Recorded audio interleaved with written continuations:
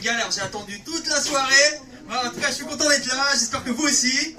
Ouais, je vois votre enthousiasme. Ouais, ils ont déprimé à ce point-là. Ouah, c'est chaud.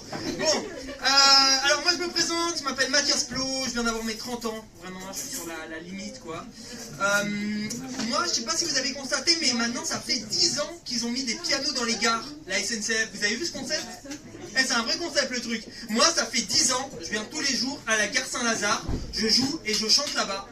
Alors, vous savez, au début, les gens, ils étaient contents. Ils me voyaient, ils disaient « Ah, sympa, un nouvel artiste. » Genre, on espère qu'il va se faire connaître.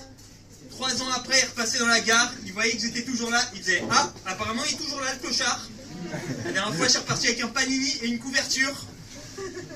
D'ailleurs, il y a une mamie de 70 ans, elle s'appelait Suzanne, elle est venue me voir, elle était très mignonne, elle est venue me voir, elle m'a fait « Oh, vous jouez merveilleusement bien du piano. » J'ai dit « Merci, ça fait plaisir. » Ce matin, je me suis réveillé avec Suzanne.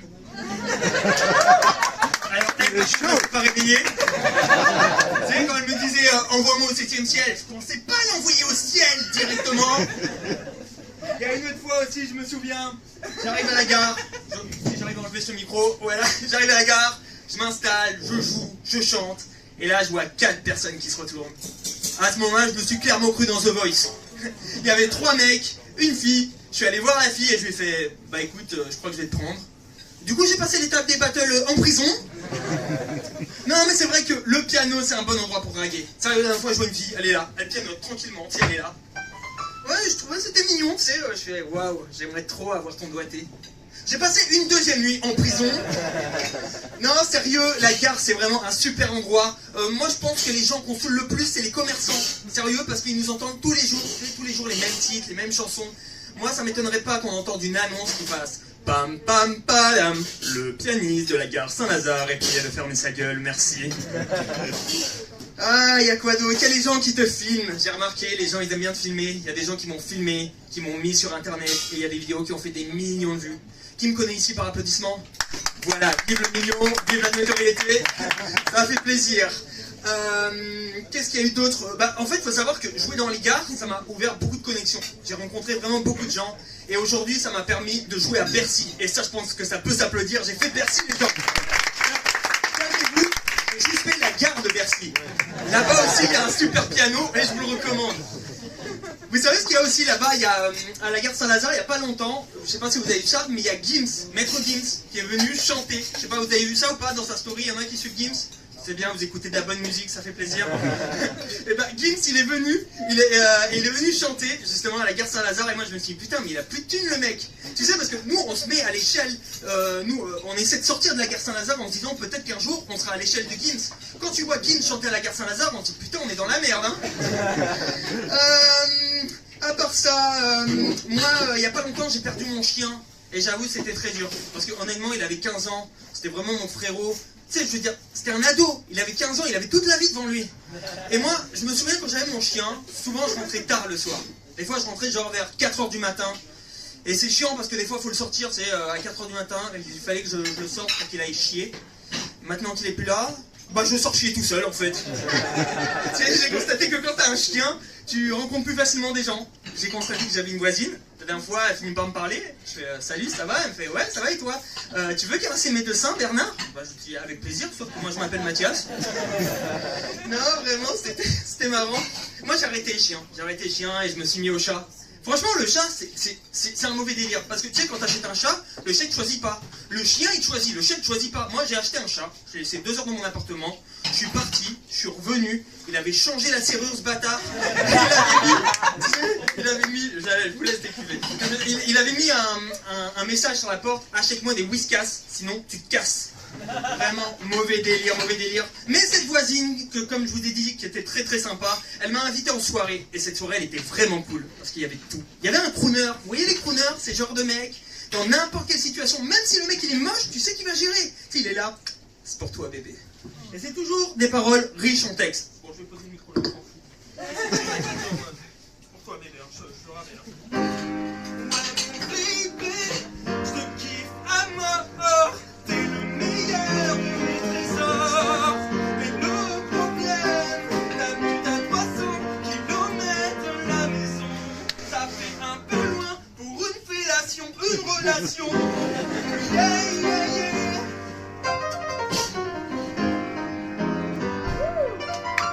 Yes.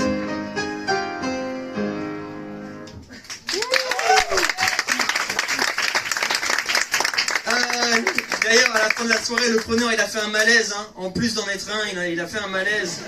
Et tout le monde m'a mis la pression. Tout le monde m'a mis la pression, tout le monde m'a dit « Mais qu'est-ce que tu fous? Appelle le 18, appelle le 18 !» Mais c'est ce que j'ai fait, j'ai appelé le 18.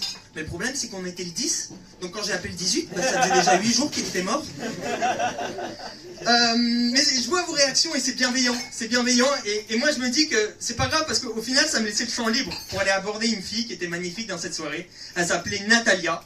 Je voulais être marrant avec Natalia, alors du coup je suis allé la voir et je lui ai raconté l'histoire de la merde et de la fraise. Bon, ok, je vous explique.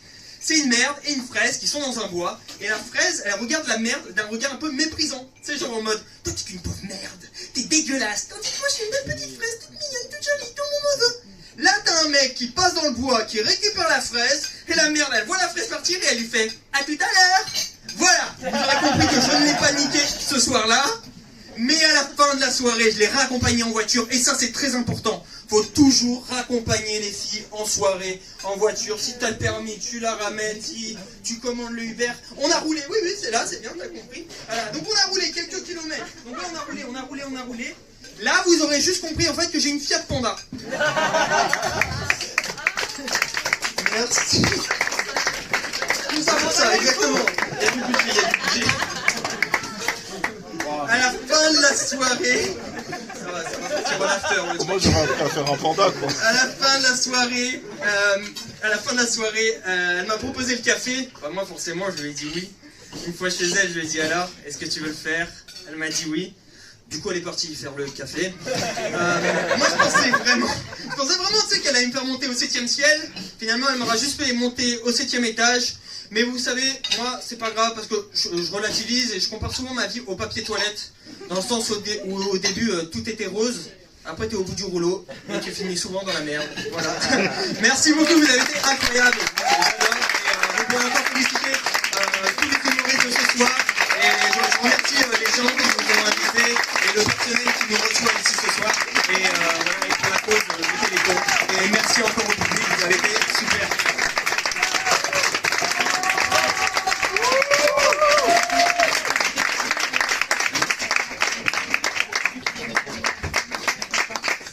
Donc Mathias avec 2 T et un H, tiré du bas 2 D-E-U-X.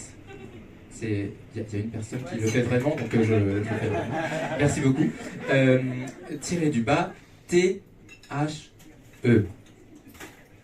Voilà. Merci beaucoup.